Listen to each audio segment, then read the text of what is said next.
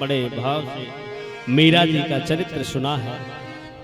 श्री मीरा जी के मन में इतना प्रभु के प्रति भाव था कि वो संसार को छोड़ के महाराज केवल भगवत धन में भगवान के स्वरूप को ही वर्णन किया। जैसे कृमि आत भ्रमी आत पतंगा महाराज भगवान का चिंतन करते करते करते करते भगवत स्वरूप हो जाता है, ऐसे महाराज मीरा जी ने भगवान का चरित्र चित्रण करते करते करते करते और भगवान में ही समा गए।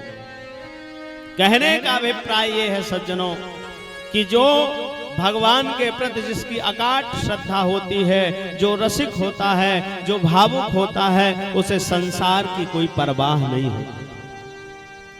जिसे भगवान से लगन लग जाती है उसे संसार की कोई परवाह नहीं होती। दो लोगों को श्री सुखदेव जी ने विशेष महाराज ये आदेश किया कि रसिक और भावुक की कथा है। रसिक कैसा होना चाहिए? जो भगवान नाम के प्रति जिसकी अकाट श्रद्धा हो, जो केवल और केवल भगवान से ही मतलब रखता हो, जो जैसे हमारे ब्रज में गोपियां थी भगवान से ही केवल मतलब रखती थी। जब उद्धव जी महाराज जा रहे थे तो भगवान कृष्ण ने कहा कि देखो हमारी गोपियां ज्यादा किसी और से मतलब नहीं रखती। भगवान कहते हैं ये चदरिया ले जाना, क्योंकि गोपियां और ज्यादा किसी से मतलब नहीं रखती। जब ये काली कमरिया देखेंगे तो ही तुमसे बात करेंगे। वो कहती हमारे अंदर तो रोम रोम कृष्ण है महाराज, हमारा पूरा शरीर ही कृष्ण है। रसिका और भूमि भाव कहा रसिक गणों को बताया।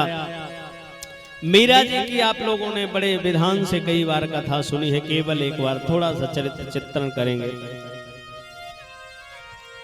राजस्थान के महाराज मेवाड़ में इनका जन्म हुआ, मेल ताजरा में महाराज इनका जन्म हुआ और जन्म हुआ धीरे धीरे धीरे महाराज पालन पोषण होने लगा। भगवान के इनके मन में भगवान के प्रति श्रद्धा कैसे हुई, बस कथा यहाँ करनी है कि भगवान के प्रति आपके हृदय में श्रद्धा कैसे जगे। एक सामने उनका मंदिर था, उनके माता पिता उस मंदिर में पूजन करते थे। पूजन करते करते करते महाराज एक दिन उनके माता पिता को किसी आवश्यक कार्य से बाहर जाना पड़ा। मीरा की अवस्था 5 वर्ष की थी। उन्होंने कहा कि बेटी आज मंदिर में तुम भोग लगा देना। मीरा छोटी सी बालिका बोले ठीक है भोग लगा देंगे। भोग लगा के पर्दा डाल देना, हम आ जाएंगे तो महाराज मंदिर को पुनः फिर भगवान के समीप मंदिर को महाराज बंद कर देंगे। मीरा जी ने ये बात सुनी। एक छोटे से कटोरे में महाराज सायंकालीन समय हुआ। छोटे से कटोरे में महाराज दोनों हाथ में एक छोटी सी बालिका नन्हे नन्हे चरणों से भगवान के सामने जा रही है। भगवान के मंदिर का पट खुला, भगवान के सामने गई। दिव्य एक सुंदर राधा कृष्ण की मूर्ति है। लड्डू गोपाल बैठे हुए ठाकुर जी साक्षात। उसने कभी मूर्ति को मूर्ति माना ही नहीं। और महाराज मूर्ति को जो मूर्ति मानता है यही आप में और हम में व्यभिचार है। यही आज तक नहीं समझ पाए। हजारों बार कई मंदिर गए, भगवान कृष्ण के गए, राम के गए, महादेव के गए, पर हम महाराज मूर्ति ही मानते रहे। अपने घर में भी जो हमने भगवान की चित्रपट रखा उसको भी मूर्ति मानते रहे। तुलसीदास महाराज श्री कबीरदास जी कहते हैं कि माला फेरत जुग गया, गया न मन का फेर, कर का डाल दे, मन का फेर। माला फेरत जुग गया। एक बात और कही महाराज एक बात श्री कबीरदास जी ने और कहा कि पाथर पूजे हर मिले, तो मैं पूजू पहाड़, ताती तो चाकी भली, पीस जगत और खाए। पाथर पूजे हर मिले। अगर पत्थर को पूजने से भगवान मिलता हो तो मैं महाराज पत्थर से पूजने से भगवान मिलता हो तो मैं पत्थर को क्यों पहाड़ पूजूं महाराज। और पहाड़ पूता से तो चाकी भरी, पीस जगत और खाए। इससे तो चक्की भरी है जो हजारों लोगों का पेट भरती है। चाकी आप सब लोग जानते हैं पहले के समय में होता था। आज के समय में तो सब रेडीमेड काम हो गया महाराज। आज के समय में तो सब रेडीमेड काम हो गया। पहले चक्की में आटा पिसा जाता था, अब तो जाने कैसा आटा आता है महाराज, बंधा भुना हुआ। और किसी को कुछ काम भी ना करना पड़े, ये भी समय अच्छा है कि भाई पहले गेहूं को फटकना पड़ता था, व्यवस्थित करके बनाना पड़ता था, आजकल बना बनाया मिलता है। प्रेम से बोलिए राधे राधे। तो महाराज कहते हैं कि श्री कबीरदास जी महाराज कहते हैं कि मूर्ति में जो व्यक्ति जाके मंदिर में और मंदिर में जो मूर्ति रखी है उसको पत्थर समझता है, तो उससे बड़ा महाराज अज्ञानी व्यक्ति कोई नहीं है। क्यों? बोले वो साक्षात नारायण का विग्रह है, और जो भगवान मूर्ति में भगवान दिखता है तो भगवान उसके साथ ही हो लेते हैं। आज बरसों से महाराज मीरा के माता पिता बूढ़े हो गए, बरसों से उन्होंने पूजा करते करते, लेकिन आज तक उन्होंने मूर्ति में नारायण का दर्शन नहीं कर पाया।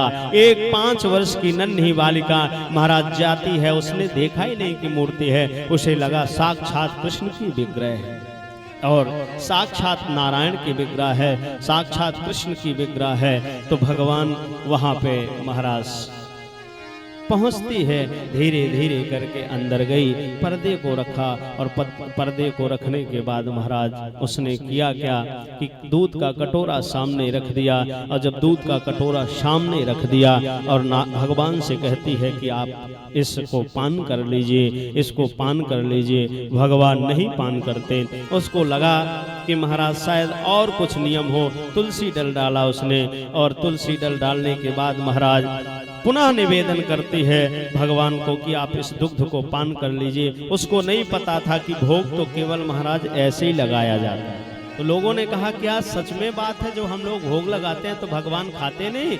देखो भगवान जो है उस व्यंजन का रस जो है वो चख लेते हैं, और प्रसाद हम और आपके लिए छोड़ देते हैं। मंदिर में भोग लगता है, पुजारी वो देते हैं ना, प्रसाद देते हैं ना, मंदिर में जब भोग लगता है पुजारी प्रसाद देते हैं। अगर भगवान उसको ग्रहण करने लगते तो प्रसाद कैसे मिलता है? इसलिए भगवान व्यंजन का रस पान करते हैं। लेकिन आज ईश ने महाराज अपने मन में ये विचार किया कि नहीं, गोविंद को महाराज ये पान करवाना है दुग्ध। धीरे धीरे समय बीतता गया, कोशिश करते गई, भगवान प्रकट नहीं होते। आज महाराज विलाप करने लगे, आंखों से अश्रुपात होने लगा। हे गोविंद, तुम छोटी बालिका समझ के, मुझे इतना ज्ञान नहीं है, पूजा पाठ मुझे आता नहीं, इसलिए छोटी बालिका समझ के आप दुग्ध पान नहीं कर रहे हो। कदाचित हमारे माता पिता आएंगे तो हमसे प्रश्न करेंगे कि क्या हुआ, तुमने भोग लगाया और आप तो दुग्ध पान ही नहीं कर रहे हो। भगवान को बहुत सारी बातें जब कही, भगवान ने देखा कि एक नन्ही बालिका, और बाद में कहती है महाराज कि हम पढ़े लिखे नहीं हैं, अज्ञानी हैं, हम नहाते नहीं, हमें पवित्रता नहीं है, इसलिए आप शायद इस दुग्ध का पान नहीं कर रहे हो।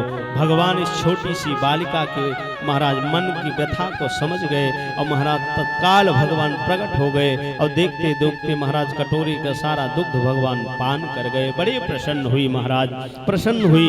मंदिर में पर्दा लगाया, पर्दा लगाने के बाद महाराज आज पुनः गई है, और जैसे उसके माता पिता आए, कहते हैं बेटी तुमने भोग लगाया?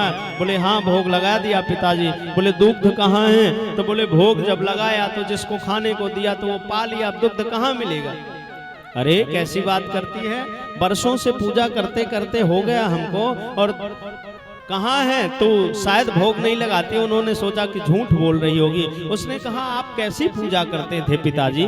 आप मतलब भगवान को खिलाने जाते थे तो खिलाते नहीं थे, आप अभिनय करते थे। बोले मतलब? बोले भगवान को जब खिलाने गए तो जो सामग्री पहुंची तो सामग्री वो पा लिए, भगवान पान कर गए, फिर उसमें क्या बात है? बोले तुम झूठ बोल रही हो, जब हमारे सामने भगवान कभी नहीं पाए, तुम्हारे सामने कैसे पा लिए? मेरा महाराज पूजा करते करते सिर के बाल सफेद हो गए, और एक छोटी सी नन्ही बालिका तो कैसे झूठ बोलती है? मीरा ने कहा मेरा विश्वास करिए, मैं आपसे झूठ नहीं बोल रही हूँ, मैं ये बात आपसे कह रही हूँ कि भगवान ने इस दुग्ध का पान किया है, मैंने भोग लगाया था। मीरा तो आश्चर्य करने लगी अपने पिता और माता की बात पे, मतलब अभी तक आप अभिनय कर रहे थे, भगवान को श्रद्धा से खिलाया नहीं।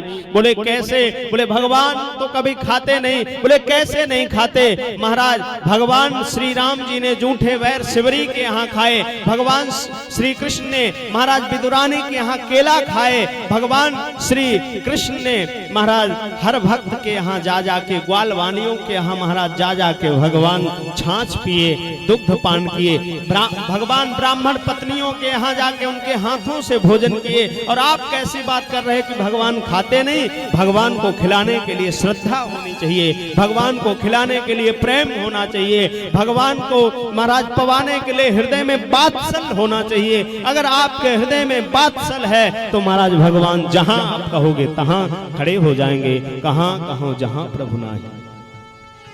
इसकी बात जब उन्होंने सुना महाराज हृदय में बड़ी वेदना हुई। आज सारे बात को धीरे धीरे सारी लोगों को ये पता लग गया कि मीरा जी महाराज कोई ऐसी भक्ता है जिसका नाम मीरा है, और वो छोटी सी बालिका भगवान को दुग्ध पान कराया। सारे बड़े बड़े ब्राह्मण आए, बड़े बड़े ज्ञानी आए।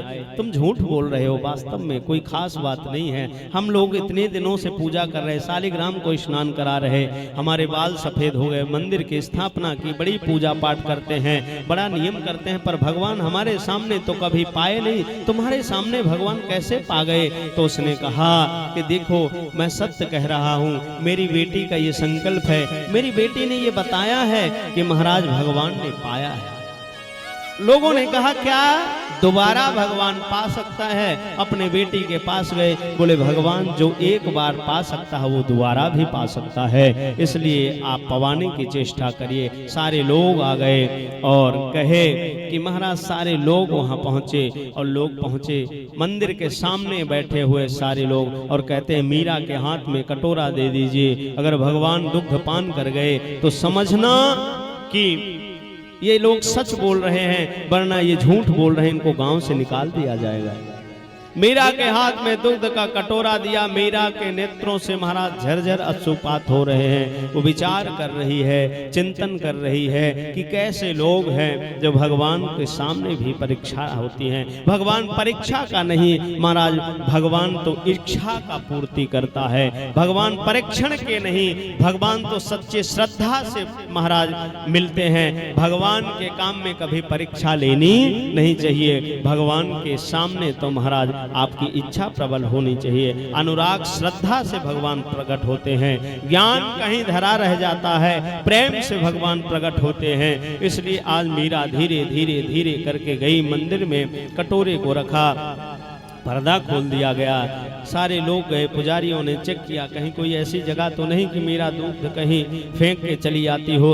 पर्दा नहीं बंद होगा, खुले में ही भगवान को पाना पड़ेगा। मीरा ने भगवान के सामने खड़ी होकर नन्ही सी बालिका हाथ जोड़ के भगवान से प्रार्थना करती है, हे गोविंद इस दुग्ध को पान करिए। भगवान नहीं आते। मीरा बड़े आर्त भाव से कहती है कि अगर आपने आज सबके सामने इस दुग्ध का पान नहीं किया तो कोई आप पे विश्वास नहीं करेगा, कोई आपकी बात नहीं पड़ेगा। और आप तो दीनों के महाराज लाज रखने वाले हो। आप तो जब भरी सभा में पांडवों के सामने महाराज द्रौपदी के वस्त्र को हरण करने लगा, जब कोई भी व्यक्ति उसकी रक्षा नहीं कर पाए तो आपको पुकारा और आप प्रकट हो गए और उसकी हजारों साड़ी महाराज आपने उसको चीर दिया। साड़ी है कि नारी है, नारी है कि साड़ी है कि साड़ी बीच नारी है, नारी है कि साड़ी है। दुशासन खींचते खींचते थक गया। आपके महाराज फैक्ट्री में, आपके महाराज कोष में उसकी चीर की कमी नहीं पड़ी। आपने महाराज शिवरी की रक्षा की, आपने महाराज सुदामा की रक्षा की, आपने दावा अग्नि पान करने वाले गोपी ग्वालों की रक्षा की, आपने महाराज मथुरा के समस्त प्रजा की रक्षा की। तो क्या इस नन्ही सी बालिका की ये बात आप नहीं मान सकते? गोविंद के सामने और आर्त भाव से पुकारती है कि अगर आप मेरी बात को नहीं मानेंगे तो आज से आपको झूठा व्यक्ति कहेगा। बड़े आर्त भाव से मीरा पुकारते हैं।